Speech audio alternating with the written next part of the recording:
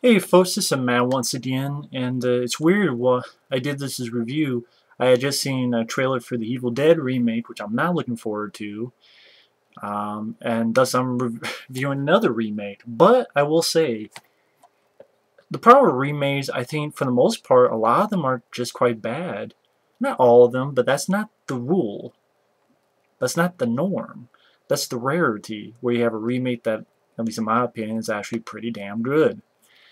And there's a very loose remake of the House of Wax film from the 50s, which I think even that film was a remake as well. Yeah, 1953 horror film the same name, which in turn was a remake in the 1933 film Mystery of the Wax Museum. It's directed by Jaume Collet-Serra, which, granted, he directed that film Unknown with Liam Neeson, which I thought was but he directed Orphan. Orphan is a interesting flick, I will say. I'm not going to spoil anything. Orphan, it was interesting. I thought it was an interesting flick. Interesting little flick. But House of Wax, I think this is one of the best slashers, underrated slasher films that come out in recent years. I think it's a hell of a lot better than Laid to Rest. I'm sorry, that's my opinion. I think this is better than some of these other slasher films that come out lately. I know it's a remake, but this is a remake that doesn't have a lot of stuff with the original. It became its own movie. Basically, you have a group of kids who are going to see this football game. You have the lead, which is Elisha Cuthbert. Is that? Oh shit! I didn't realize that was. I didn't realize it because the hair's different. I think she played Kiefer Sutherland's daughter in the TV series 24. Yeah, Kim Bauer. Wow, that's her. I didn't recognize with the hair. That's not the one who was in, yeah, Captivity. That shitty movie, Captivity. This is much better than Captivity. I didn't know that was her, though. Didn't realize that. But she's there. She stars. She's with her boyfriend, played by Jared Padalecki, who would be in the Friday the 13th reboot, as well as the TV show Supernatural. And also with them is the lead girl's brother, who's kind of a delinquent type of guy, played by Chad Michael Murray. And his brother's friend, played by John Abrams. And then you have another guy, played by... I'm trying to find what his name is. Robert Richard, and his girlfriend, played by Paris Hilton. So you have about 6 people. Yeah, like I said, they're going to this football game. They decide to camp because they can't get there. Then I don't get there with enough time. They want to get some sleep. And while they're camping, someone's like watching them. They scare them away. And when they wake up, Jared Padalecki's car, the fan belt, is broken. So Jared Padalecki and the lead girl decide to go into this nearby town while the others are going to go to the football game and come back. And one thing leads to another, and they go into this town. It's a very almost desolate town, very small town. And like they meet a guy there with, at this funeral in a church, and they don't want to upset it. And one thing leads to another. Jared Padalecki disappears, and the girl is running for her life. And ultimately, the kids, they can't get to the football game. They come back, and the lead girl's brother, Chad Michael Murray, and his friend decide to go into town to look for the guy's sister and Jared Padalecki. And people get picked up one by one, and what you're finding out is that this town has sort of been taken over by these 2 guys who are twins. And what they've done is, which granted, part of me was like, okay, how the hell did they take over an entire town? But at the very end, well, I'm not going to spoil all of it, but there's an explanation of, like, it was an abandoned town, which actually that has happened. Something happened, it was abandoned, they would, like, pit people off from the highway, and it's been going on for years and years and stuff like that. But I like the concept of the movie. I like the idea that this little teeny town, these two have, like, they run everything. Like, they have this switchboard that puts up all the lights. And what they do is they take people and they put them in this chamber. You actually see this happen to a few folks. They put like wax over them and they make them wax figures. And they put them all over town. And they even rig stuff up so like one will open the like a curtain and close it again. You have people like in a movie theater, like in poses. And it's really creepy because, you know, at times, either like one of the bad guys is shooting at the survivors and they're dodging. When wax figure gets blown up or shot, you see blood, so you see that there are actual real people, a lot of them dead, underneath these wax figures.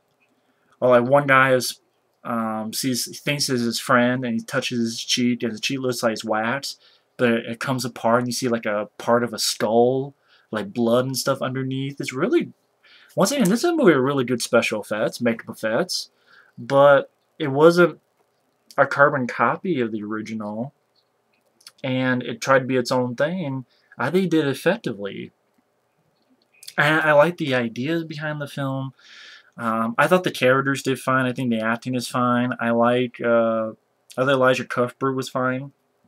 The guy who played Butter, Chad Michael Murray. At the beginning, he's kind of a little bit of a dick, but then you realize that, you know, he had recently gone to jail for stealing a car, but then you find out he really didn't steal it. It was his friend, and he took the rap for his friend, so he's not that bad of a guy.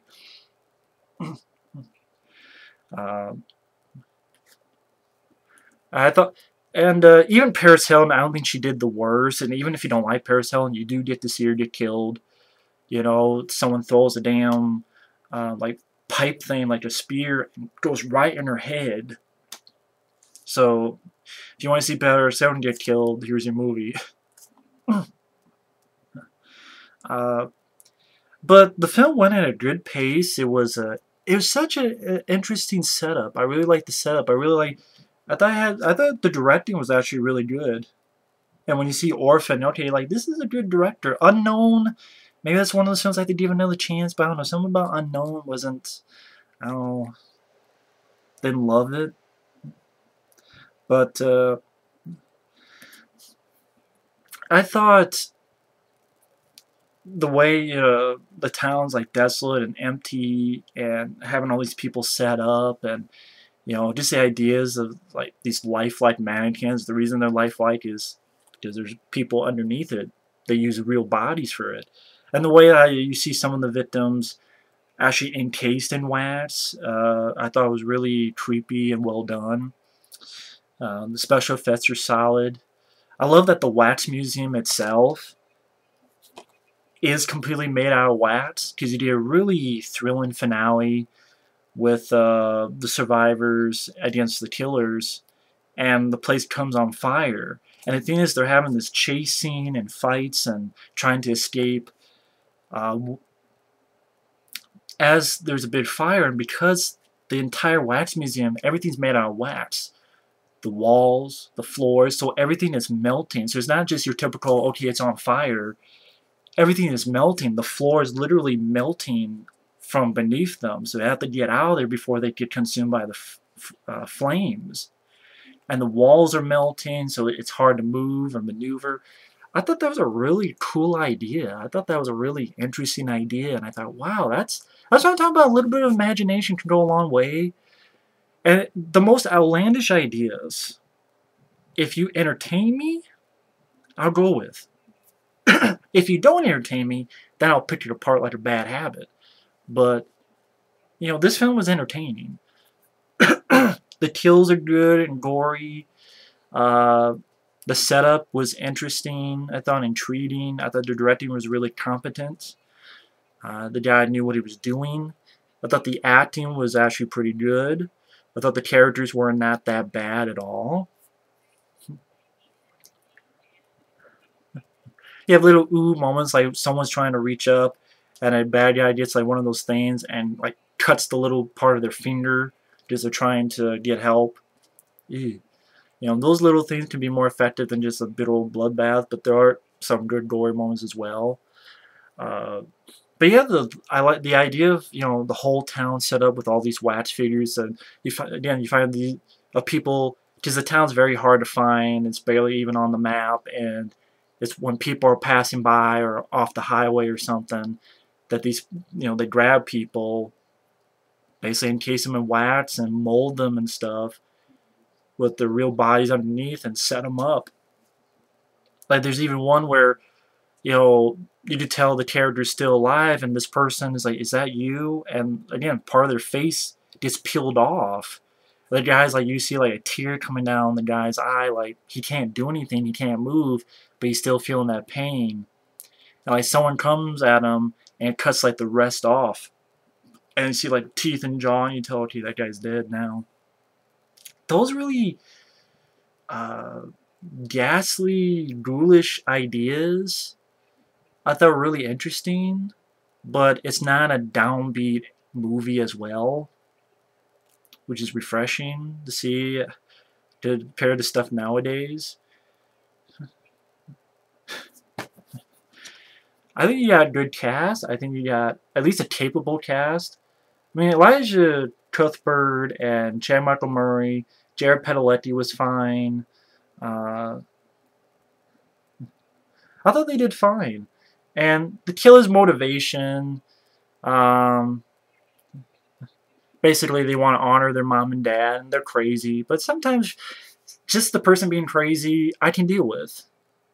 Because, you know, crazy is like, hey, that person ate shit. Why? Because he's crazy. Okay, he's eating shit, so I believe you. You know, sad things happen that you don't understand and doesn't make sense, but they do it. Like what happened with the Dark Knight Rises shootings? Why did that person do it? Because he's fucking shitty and insane. It's not logical, but it happens. So that's why sometimes when you see movies like these, it's like, okay, that's why it's not a clear-cut explanation, because they're insane. If it was clear-cut, then maybe they wouldn't be as insane, but they're insane. But very satisfying climax in the Wax Museum as it's melting. They have a fight between the brother and sister and the two killers as this whole thing is melting. I thought that was a really imaginative idea. I thought it was really well set up and well filmed. And I thought the special effects were actually really good. I thought they were really, it's this exhilarating ending, intriguing premise, very creepy moments, good gore, capable cast, a very solid remake. This is a remake that feels underrated. It's a film that many people talk about, but if you like horror films, if you like slasher films, this is worth a look. This is a well done flick, in my opinion. But either way, thanks for watching. Take care and stay tuned for more reviews. Later.